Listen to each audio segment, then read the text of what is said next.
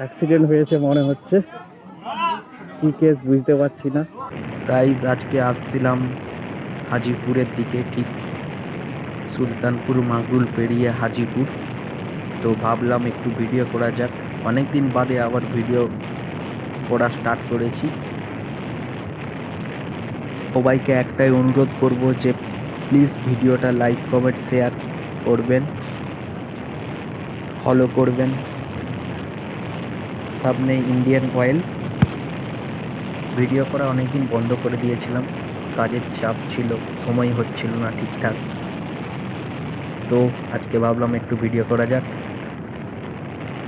এখন আমি হাজিপুরে।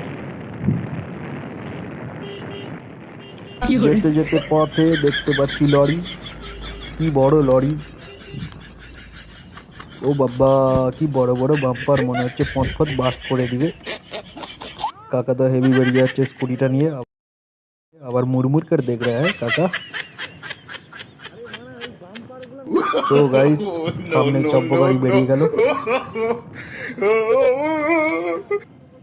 আবার বাম্পার। গাইস রাস্তাতে কিছু থাকুক নাই থাকুক, কিন্তু বড় বড় বাম্পার দেখতে পাচ্ছি। গাঁড় ফাটিয়ে দেওয়ার মতন বাম্পার রেখেছে এখানে। মোটামুটি রাস্তাটা অনেক ভালো করে দিয়েছে আগের থেকে।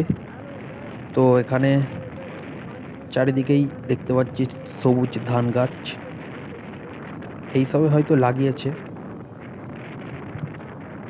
দূর থেকে মনে হচ্ছে এখানে একটা কিছু হয়েছে, কি হয়েছে বুঝতে পারছি না। দেখি সামনে যাওয়া যাক, কি হয়েছে। ও ভাই সাহেব, অনেক লোক।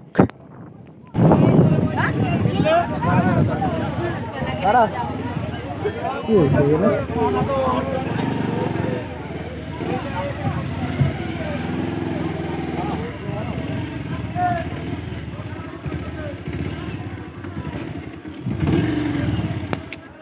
এখানে একটা ভয়ঙ্কর অ্যাক্সিডেন্ট হয়েছে মনে হচ্ছে, কি কেস বুঝতে পারছি না। একটা অ্যাক্সিডেন্ট হয়েছে তবে মনে হচ্ছে।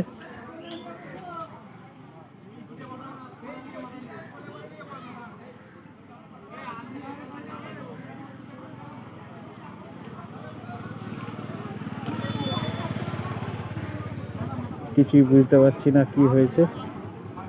ওদের লোককে জিজ্ঞাসা করি। আমার ভাই ওখানে দাঁড়িয়ে জিজ্ঞাসা করছে কি হয়েছে, কি বা কি করে কেসটা হয়েছে। ও এসে বলবে, শুনে বলছে। আপনাদেরকে একটু বাদে ভিডিও করে জানাচ্ছি। অ্যাক্সিডেন্ট হওয়ার কারণটা হচ্ছে যে লোকটা রাস্তার এপিট থেকে ওপিটে যাচ্ছিল সাইকেল নিয়ে। তো লোকটা চিকেন দোকান, মুরগি কিনে নিয়ে যাচ্ছিল। তো একটা বাইক যেয়ে ওনাকে মারে। লোকটা খুব বয়স্ক লোক, মারার সঙ্গে সঙ্গে লোকটা পড়ে যায়, পড়ে হাত পা ভেঙে যায়, মাথায় চোট লাগে, আরও অনেক কিছু হয়েছে, অনেক কিছু জায়গায় চোট লেগেছে। গাইস এখানে দুজনেরই দোষটা বেশিই ছিল। তো বয়স্ক মানুষটাও রাস্তাটা যখন পারাপার হচ্ছিল ঠিকঠাকভাবে খেয়াল করেনি, কিংবা দেখেনি অন্য মানুষকে হয়তো ছিল। আর বাইকটা যে চালাচ্ছিল সেও হয়তো অন্য মানুষকে ছিল। তো সেই কারণেই হয়তো অ্যাক্সিডেন্টটা হয়েছে। গাইস আমরা এখন মাগরুল যাওয়ার রাস্তায় আছি। এখান থেকে মাগরুল হয়তো 5 কিলোমিটার। আর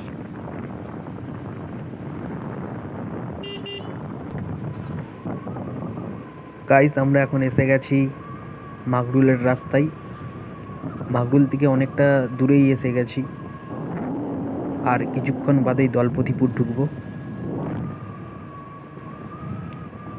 চারিদিকে সবুজ ধান আর ধান,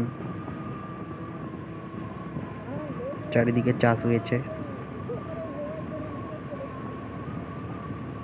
পুরো সেক্সি লাগছে চারিদিকের দৃশ্যটা, অসাধারণ। গাইস ভিডিওটা বেশি বড় করব না, যতটা পারবো শর্ট ভিডিও করব ভাবছি। আপনাদেরকে ভিডিওটা শর্ট দেওয়ার চেষ্টা করব।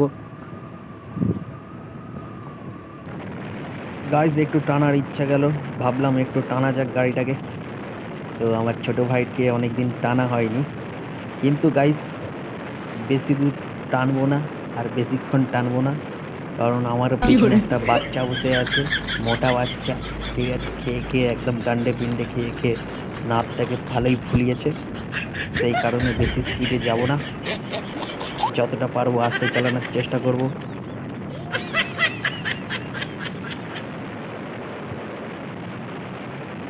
গাইস আর চ্যাংড়ামো করবো না ভাবছি, আর কিছুক্ষণ যেই দাঁড়িয়ে পড়বো একটা কোনো জায়গায়, একটা ছোট্ট কাজ আছে এই জায়গাটার মধ্যে।